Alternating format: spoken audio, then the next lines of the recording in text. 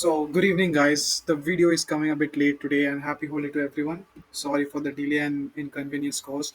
Today, we are going on with the day 4 of the GFG streak challenge, and the interesting problem which we are seeing today is the printing the number of binary numbers which have ones and more than ones than zeros. So basically, what the question problem statement asks is: suppose we have a number, and the number is like we have to take first we have to search for the total number of bits present in a particular number. So for example, we are taking an input as n equals to 3, so it has to be like a 3-digit number, and the digit combinations should be ones or zeros. Okay, and the condition given over here are like which has prefixes more than ones than zeros. So you can see mm, like values are for example, let's take one example: n equals to 2, the output is coming as 11 and 10.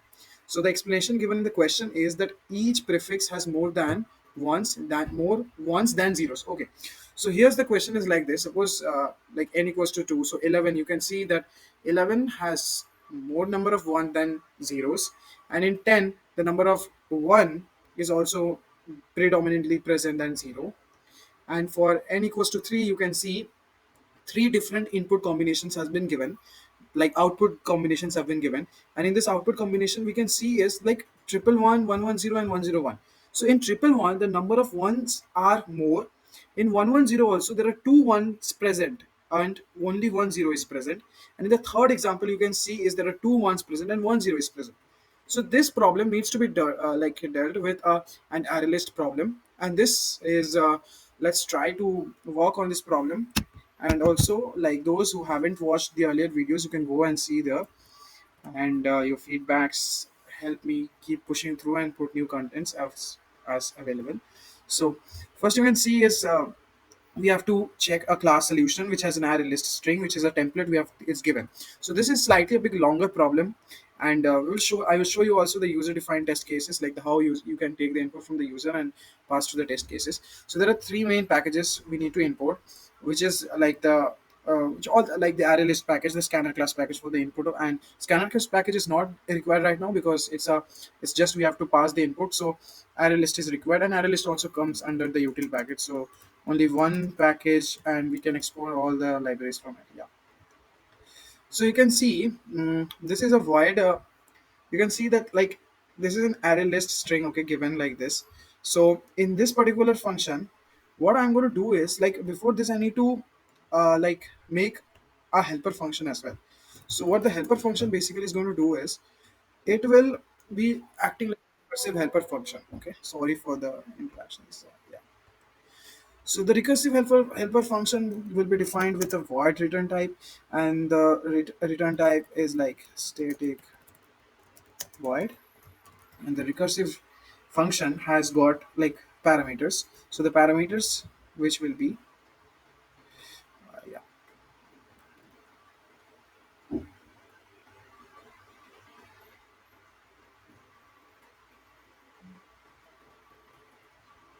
static void help, and in the help we are passing the parameters. So parameters may we will pass an array list of type string. We'll also pass the answer type string answer, int 0, int 1. So basically int 0 will count the number of zeros and int 1 will count the number of ones. So let's use string builder for the collection part. String builder, and we will take a temporary variable, and yeah.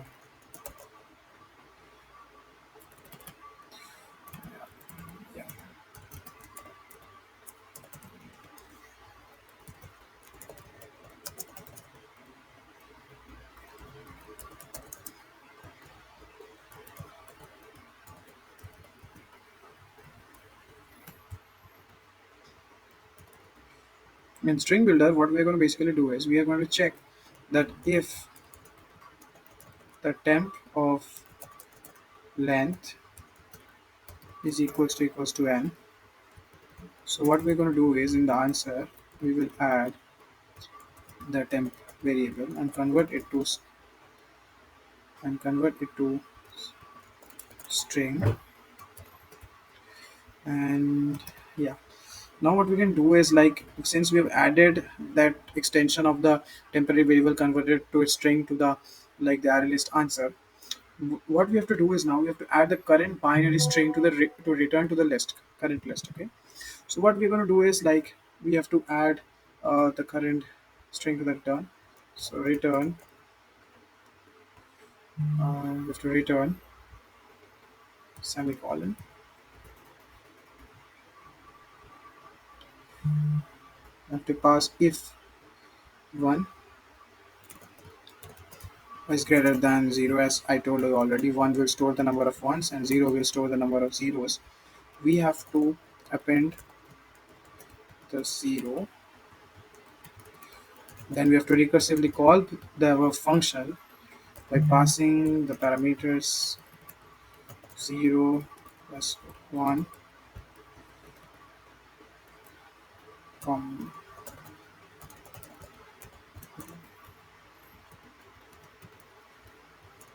now we have to temp delete caret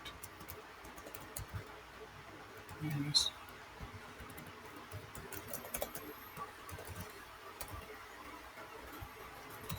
So what we are doing is we are backtracking by removing the last character element.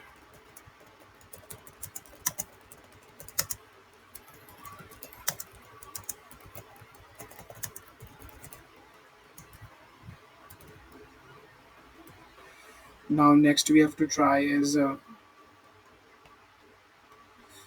we have to try to temp and temp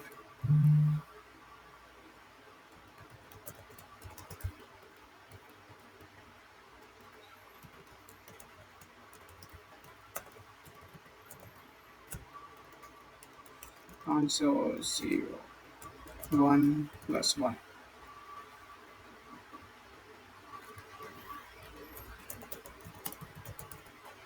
I'll come into details with each and every line of the code. Till then, the comment sections are also there for the doubt clearing sessions. If you want to ask any doubts or queries, you can just send it in the comment section. A LinkedIn is also provided. You can go for that as well. Help is there.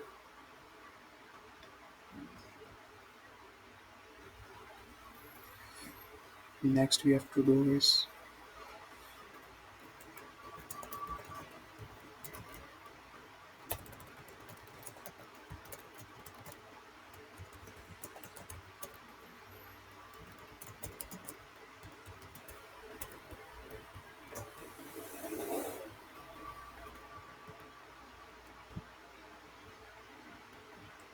so once the void help is function is made, now we have to make the array list function, which is given in the template most probably. Yeah.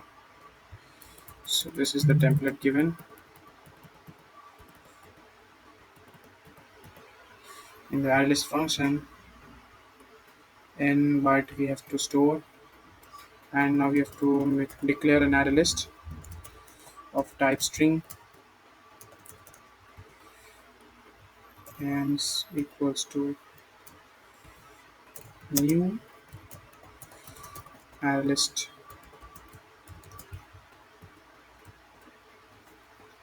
So in the new array list, what we are going to basically do is we have to declare the new array list. Now we have to also declare a string builder for the temporary function. So how to declare a string builder? So this problem style comes from the medium section of the problem, as it basically deals with array list and string builder applications at the same time, and also Java.collections are also being used. Builder, string builder class. We have to define an object of the string builder class, and that object is temp. Once the object of the string builder class is done, yeah.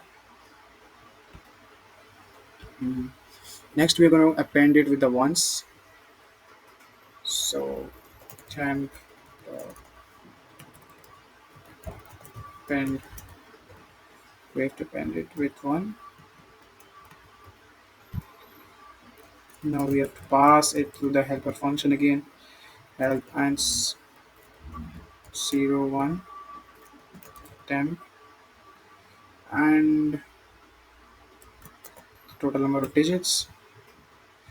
So we have to recursively call and then we have to use Java collections, reverse dot we have collections. We have when the collection is made, we have to sort the collections. So in sorting the collection, we will use collections dot sort and parameter will pass the answer. Yeah. Now even we have to reverse the collections. So collections dot reverse the array list answer return answer.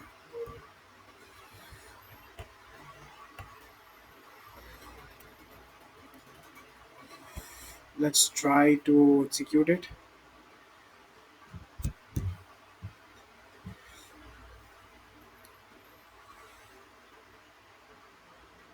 Input java.util. Let's ask the Yogi what Yogi has to say.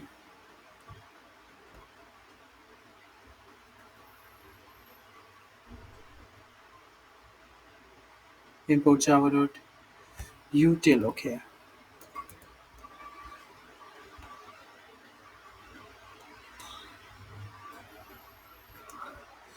So import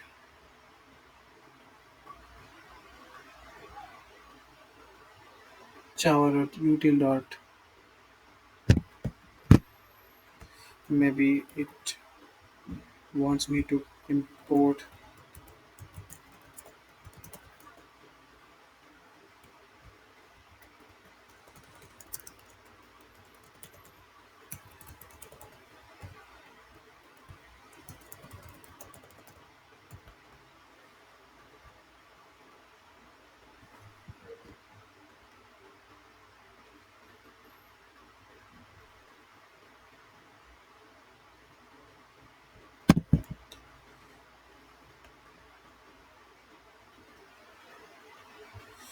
maybe the packages are installed.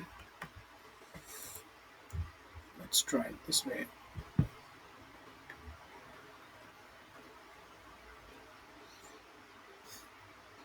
What temp.delete temp.delete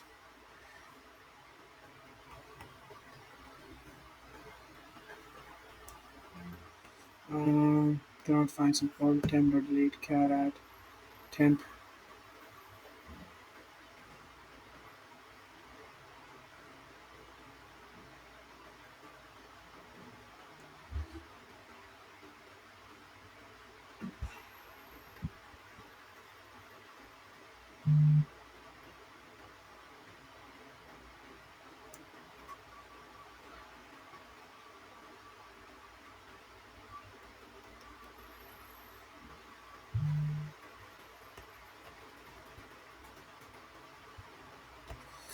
Let's try to fix it. Next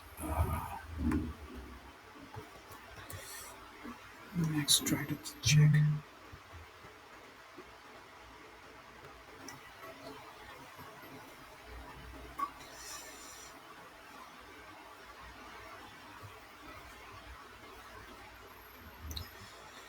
Oh, okay, so this is working. So now we're going to submit it and check for the score. Test cases are passing as well. So I've completed 40 days. That's a long time. But however, I uploaded only 4 days because the YouTube channel is new. So let's dive deeper into the problem solving analysis. So what the problem solving analysis tells us is we have to now go with the void help functions. So the void help function is basically a static recursive helper function which is responsible for generating the valid strings. So you can see that the parameters we have taken in the void helper functions are the answer parameter for the array list, the zeros, the ones which will store the number of zeros, the ones for storing the number of ones, and a string builder of temporary variable, and end for the array length. First, we are checking whether the temporary length is equals to the total length of the array. If the length matches with the temporary length, what we are going to do is basically we are going to add the elements and to the array list we have created. So once that is added, we are going to check the number of ones is greater than 0 or not. So if the number of ones is greater than 0, we have to attempt, like we have to build the current binary string. Next comes is the net n bit binary. So what is n bit binary? Is the method which is used to generate